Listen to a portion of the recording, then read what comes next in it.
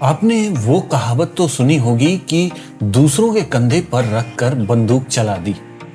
तो ये कहावत चरितार्थ होती है भरतपुर राजकीय संग्रहालय में। यहाँ आप वो बंदूकें देख सकते हैं, इतनी बड़ी बंदूकें जिन्हें देखकर कोई भी यही कहेगा कि भाई इसे चलाते ऐसे ही होंगे। यहाँ आप देखेंगे 18वीं शताब्दी की बंदूकें और तोपें, भरतपुर के राजाओं के अजब अनोखे अस्त्र शस्त्र, और साथ ही देखेंगे शाही हमाम यानी स्नान घर, जिसे देखकर आप कहेंगे वाह क्या बात है, क्योंकि उस समय पानी को गर्म और ठंडा करने के लिए एक खास तरीके का इस्तेमाल किया जाता था, जिसे जानकर आप भी हैरान हो जाएंगे। और इसी परिसर में छुपा हुआ है एक गुप्त रास्ता।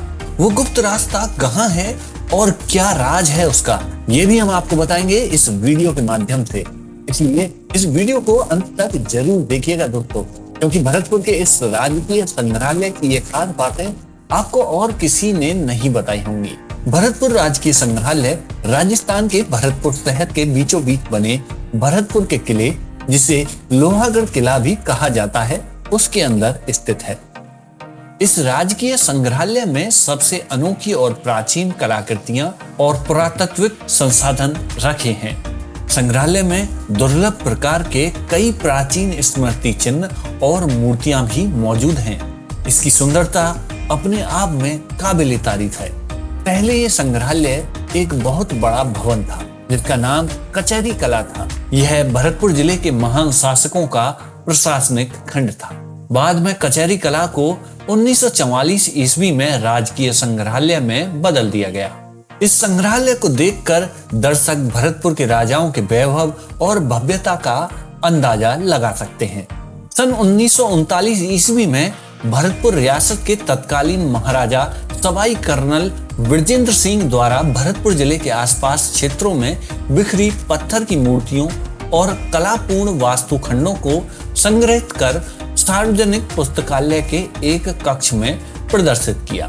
सन 1944 ईस्वी में सर्वसाधारण को अवलोकनार्थ इस संग्रह को परिवर्तित कर संग्रहालय बना दिया गया। बाद में सलाहखाना भी इसमें सम्मिलित किया गया। अभी हम जिस स्थान पर आए हैं उस स्थान का नाम है दरबार हॉल। यहाँ रियासतकालीन आम दरबार लगाया जाता था, जिसमें आम नागरिक भी भाग ले सकते थे।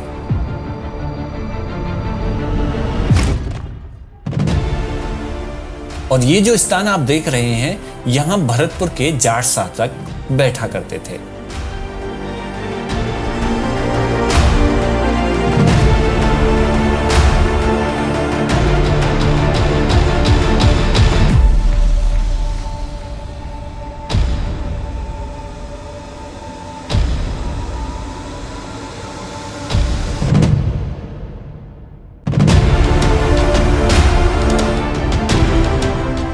यहां आपको प्राचीन तोपें नजर आएंगी। सामने आप देखेंगे ये स्थान है शाही हमाम। इस परिसर में अत्यधिक आकर्षक कक्ष बने हुए हैं। 18वीं शताब्दी के उत्तरार्ध में महाराजा जवाहर सिंह द्वारा बनवाए गए हमाम की दीवारों के प्लास्टर पर आला गीला पद्धति से बने भित्तीय चित्र आज भी मौजूद हैं। मुगल शैली के इस स्नान गृह में रोशनी और हवा के लिए विशेष व्यवस्था की गई है। इसके अलावा ठंडे और गर्म पानी से स्नान की खास व्यवस्थाएं अलग से की गई थी। इस भवन से जैसे ही आप बाहर निकलेंगे तो यहाँ आपको दिखाई देगा एक गुप्त कक्ष, जिसमें आप देखेंगे कि सीढ़ियां नीचे तक जाकर समाप्त हो रही हैं और नीचे कोई दरवाजा या मार्ग भी मौजूद नहीं है। ये खास कक्ष आज भी एक रहस्य है।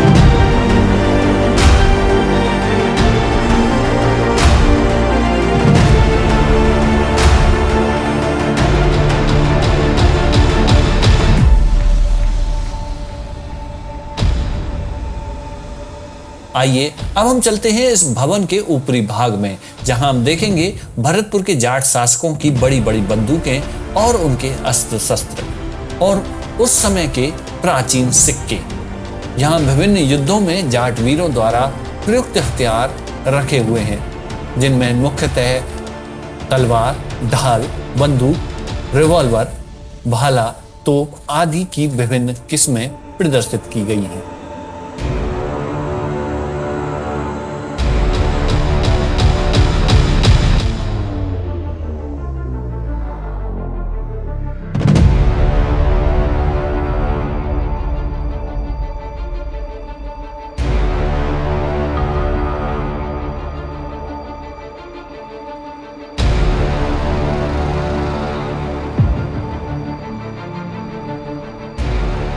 सामने आपको नजर आएंगी ये बड़ी बड़ी बंदूकें, जिन्हें रामचंगी बंदूकें कहा जाता है। ये यहाँ के विशेष आकर्षण का केंद्र हैं। यहीं पास में जो भवन बना हुआ है उसे कहा जाता है कमरा खार। यहाँ भरतपुर के महाराजा अपने खास मेहमानों के साथ बैठकें किया करते थे। यहाँ आपको भरतपुर के जाट शासकों की पेंटिंग और उनके द्वारा इस्तेमाल किए जाने वाले सामान भी देखने को मिलेंगे।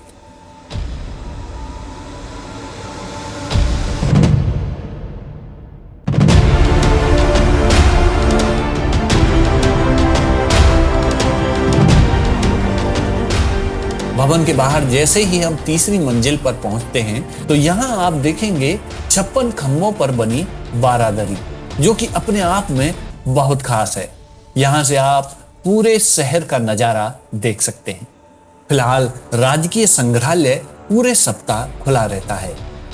इसका प्रतिदिन खुलने का समय सुबह से शाम तक का है।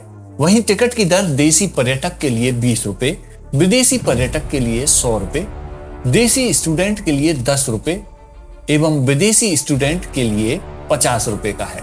भरतपुर के राजकीय संग्रहालय में आप विजिट करना चाहते हैं तो सर्दियों का मौसम आपके लिए बहुत अच्छा रहेगा। दुनिया के कोने कोने से सैलानी यहाँ आते हैं और इसके पुरातन सौंदर्य को देखकर चकाचौंध हो जाते हैं। ये संग्रहालय भरतपुर के मुख्य बस स्टैंड और रेलवे स्टेशन से मात्र 4 किलोमीटर दूरी पर है। वीडियो अगर पसंद आई हो तो इसे लाइक करना ना भूलिएगा दोस्तों। मिलता हूं अगली वीडियो में, तब तक के लिए नमस्कार।